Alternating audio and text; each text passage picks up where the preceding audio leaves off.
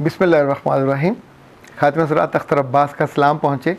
Sexual frustration ये मौजू ऐसा ख़तरनाक है कि हम सब इसके बारे में बात करना चाहते हैं पर कभी नहीं करते।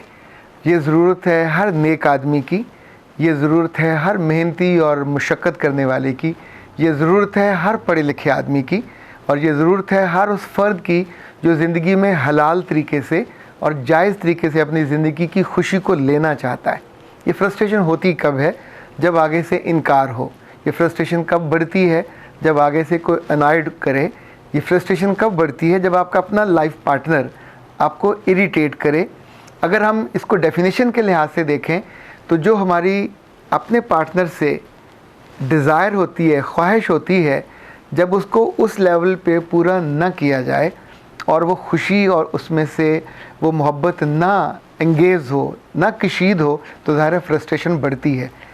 इस बात को, ये इतनी अहम बात है कि अल्लाह ने और उसके रसूल सल्लल्लाहु अलैहि वसल्लम ने भी इस पे फोकस किया और इस पे ज़ोर दिया। ये जब फ्रस्ट्रेशन बढ़ती है तो इसका असर ख़ानदानों के टूटने पे होता है, इसका असर रिश्ते टूटने पे होता है, इसका असर अपने वर्क प्लेस पे जाके लड़ाई से होता है, इसका असर आपके बोलने पे होता है, इसका असर आपकी इबादत की रूह निकल जाने पे होता है, इसका असर आपके अपने घर में बच्चों और जितने अहले खाना होते हैं उनके साथ उनको अनॉयड करने पे, इरिटेट करने पे, सम टाइम उनको डांट डपट करने पे होता है।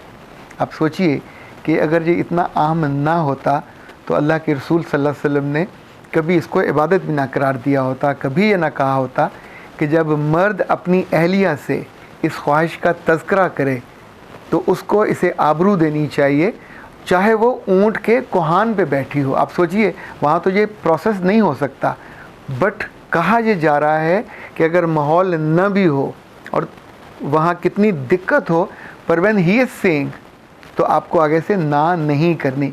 इसीलिए इसको, क्योंकि इसका ताल्लुक़ आपकी ज़िंदगी की जो मामूल से नहीं है, ये गैर मामूली चीज़ है, और गैर मामूली चीज़ आपकी खुशी से जुड़ी हुई है, आपके इत्मीनान से जुड़ी हुई है, आपकी लज़्ज़त से जुड़ी हुई है। फिर सबसे ज़्यादा जो अहम चीज़ है कि 10-20 हराम रास्ते खुले हुए होते हैं, उन सब को रोक के आप उस तरफ आते हैं तो उसका अजर भी ज़्यादा है, उसकी खुशी भी ज़्यादा है। जब हम ये नहीं कर रहे होते तो ख़ुद उर्दू में, अंग्रेज़ी में कितने लफ्ज़ हैं कि जाके हम मुंह के बल वहाँ गिरते हैं। कहीं उसको ख़ुद लज़्ज़ती कहा जाता है, कहीं ऐसे ऐसे अल्फाज इस्तेमाल किए जाते हैं जो फ्रस्ट्रेशन में किए जाते हैं। तो मैंने सोचा कि चूँकि मेरे पास जब बहुत से इस तरह के पेशेंट्स आते हैं कि जो ज़िंदगी में इस मुश्किल से गुज़रते हैं, और ये मरला आम तौर पे 30 और 40 के बीच में ज़्यादा आता है, और उन घरों में बहुत ज़्यादा आता है जहाँ बच्चे थोड़े बड़े होने लगते हैं। ये वो वक्त होता है जब मर्द की ज़रूरत बढ़ती है, वो अपने काम के एतबार से, अपनी मुशक्क़त के एतबार से ज़्यादा मसरूफ़ होता है, ज़्यादा टेंशन उसको होती है, ज़्यादा एंग्ज़ाइटी होती है।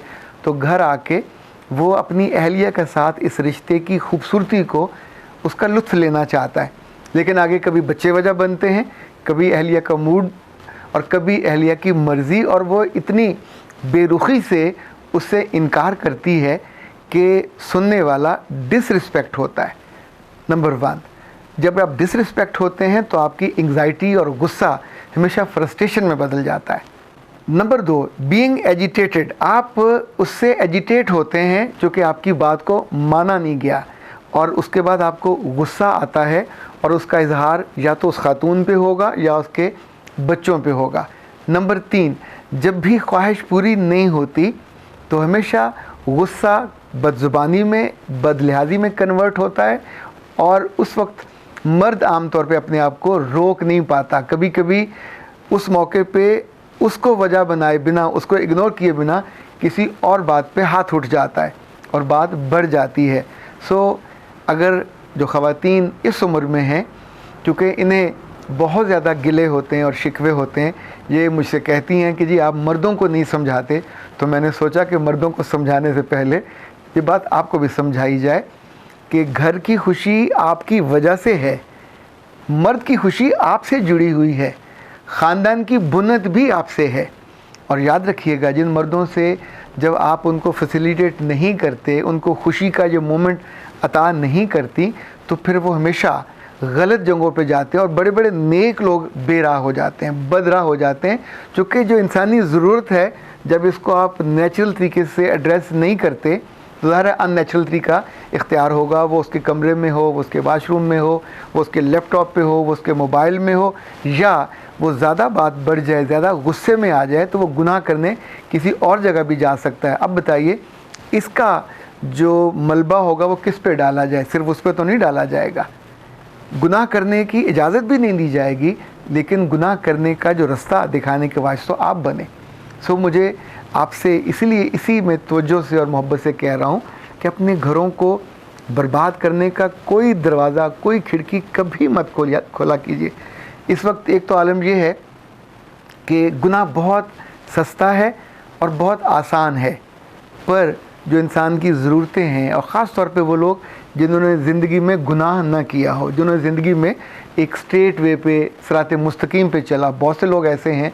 अब भी मैं तो कहता हूँ मर्द कसरत से ऐसे हैं जो गुनाह नहीं करते, जो अपने आप को पाकीज़गी के साथ अपनी ज़िंदगी को बसर करना चाहते हैं, इसीलिए ये रिश्ता बनाया जाता है। अच्छा, जब आप इस मामले में भी तावन नहीं करती तो फिर उनके पास एक जायज़ रास्ता होता है दूसरी शादी का, और उस पर भी आप फिर लला लला मचाती हैं कि उसने जैसे बहुत गुनाह का रास्ता इख्तियार किया। अगर उसमें आपने उनके साथ बहुत अच्छा वक्त गुजारा होता। बच्चे अहम हैं, पर जहाँ मियाँ हो, जहाँ शौहर हो, वहाँ बच्चे की प्रायोरिटी बहुत नीचे चली जाती है। घर अहम है, पर जहाँ मियाँ की ख्वाहिश हो और मियाँ ख़ुद मौजूद हो, वहाँ हर चीज़ इतनी पीछे चली जानी चाहिए। मैं बहुत स्ट्रॉन्गली रिकमेंड करता होता हूँ कि आपकी ज़िंदगी का बादशाह मर्द है, जब वो घर आए तो आपको मलका की तरह तैयार रहना चाहिए, बिल्कुल खुशबुओं से नहाए हुए, और उसकी बात उसको पूरी कहने का मौका नहीं मिलना चाहिए, उसके इशारे को समझना चाहिए।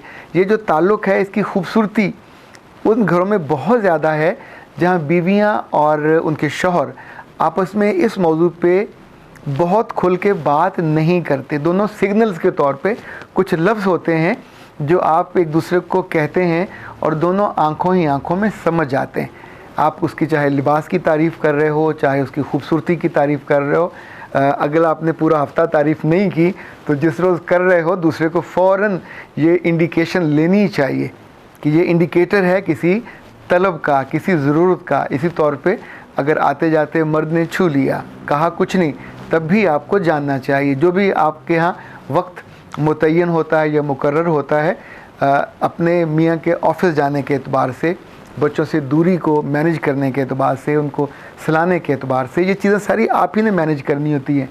और बराए मेहरबानी याद रखिएगा, ये कोई एहसान आप नहीं कर रहे, ये आपकी ज़िंदगी का हिस्सा है।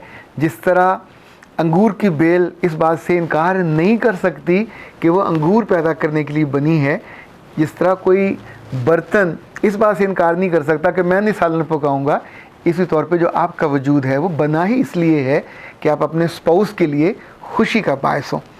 ये कभी गौर कीजिएगा, पूरी इंसानी दुनिया जो है ये टोटल इस रिश्ते की वजह से चल रही होती है। जो ही ये डिस्टर्ब होता है तो हम फिर रोते हैं। लड़कियां घरों से भागती हैं या लड़के उनको भगा के ले जाते हैं। जेलें भरी हुई हैं या थाने भरे हुए हैं या अदालतों में केसेस हैं, या आप सोचिए जितनी लड़ाइयाँ मारकुटाइयाँ हो रही होती हैं, जितने बुरे बुरे वाक़यात हो रहे होते हैं, उन सब में कहीं अगर आप देखिए तो ये फ्रस्ट्रेशन होती है जो नॉर्मल जायज़ तरीके से अपनी ज़िंदगी के इस खुशी को ना हासिल करने के बाद होती है। वो दूसरी शादियाँ हों, वो तीसरी हों, वो चौथी हों, या वो फिर गुनाह के रास्ते हों। ये सारे तब निकलते हैं जब एक जायज़ रास्ते को आप एड्रेस नहीं करते, उसकी राह में मौला जट बन के खड़े हो जाते हैं कि नहीं ये नहीं हो सकता। जब आपकी शादी शुरू में होती है तो आप इस खुशी को एक रात में 3-3, 4-4 दफ़ा हासिल करते हैं, फिर हौले हौले बूढ़े होने लग जाते हैं और हफ्तों में और महीनों में बात चली जाती है।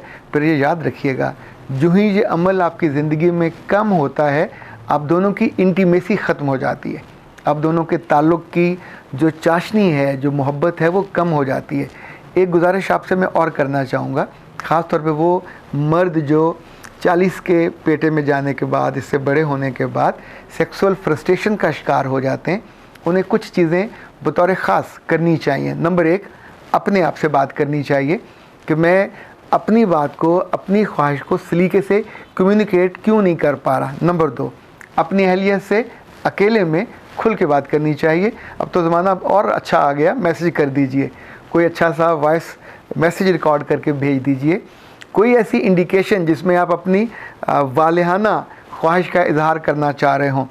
अगर बीवी फिर भी तावन ना कर रही हो तो माफ़ कीजिएगा, किसी और से बात मत कीजिएगा। बीवी के अम्मा से बात करनी चाहिए, उसकी बहनों में से किसी से बात मत कीजिएगा, किसी सहेली से भी बात मत कीजिएगा। फिर पता चले कि आप उससे बात करते करते उसने हमदर्दी का इजहार किया और आपने उसके कंधे पर सर रख के रोना शुरू कर दिया, तो यहाँ और कॉम्प्लिकेशन हो जाएगी। सो रास्ता वो इख्तियार करना है। चौथा, दुआ कीजिए। दुआ इस बात की कि अल्लाह उस दिल में आपके लिए ज़्यादा मोहब्बत पैदा करे। और पांचवी चीज़ ये है कि बराह करम कभी ऐसा हो तो अपनी बीवी के लिए बद्दुआ ना कीजिए। आपको याद है अल्लाह के रसूल ने बहुत सख्ती से कहा हुआ है कि अगर मर्द नाराज़ हो और वो कुछ ऐसा कह दे तो सारी शब औरत पे लानत पड़ती रहती है। वो आप ही के जिस्म का हिस्सा है, आपकी रूह का हिस्सा है, उस पर लानत पड़ेगी तो वो उसके सारे असरात आपके ख़ानदान पे, आपके बच्चों पे, आपके घर पे पड़ेंगे, ज़ाहिर आप तक भी पहुँचेंगे। सो प्लीज़ कभी ऐसा हो तो इन चीज़ों को बिल्कुल एक्सट्रीम पे जाके हैंडल मत कीजिएगा। इनको जो एमिकेबली करने वाले तरीके हैं उनको बारी बारी कीजिए। और आम तौर पे हम बाहर कम्युनिकेट नहीं करते, हाथ पकड़ के बैठिए, कहीं चाय पे ले जाइए, कहीं खाने पे ले जाइए, बच्चों को बराह करम साथ मत लेके जाइएगा और उस रोज़ दोनों बैठें। और मैं तो इस हक़ में भी हूँ कि कभी कभी थोड़ा अपने आप पे ख़र्चा किया करें और एक आध दिन के लिए बीवी को घर से चुरा के ले जाएं। नहीं, ये होटल गलत कामों के लिए इस्तेमाल होते हैं, अच्छे कामों के लिए तो इस्तेमाल करना चाहिए एक दिन। और वो दिन सिर्फ आपको वहाँ ना खाने की फ़िक्र होगी ना पीने की, तो बहम अच्छा वक्त गुजारिए, बहुत जिसे क्वालिटी टाइम कहते हैं। तो आई एम श्योर कि ये सारे जो हेल्पिंग टूल्स हैं ये आपकी ज़िंदगी की खुशी को वापस ले आएंगे और आपके अंदर जो सेक्सुअल फ्रस्ट्रेशन बढ़ी हुई है उसको बिल्कुल ख़त्म तो शायद करने में कुछ वक्त लगे, लेकिन कम करने में बहुत मदद करेंगे। अख्तर अब्बास को इजाज़त दीजिए। अस्सलाम वालेकुम व रहमतुल्लाह।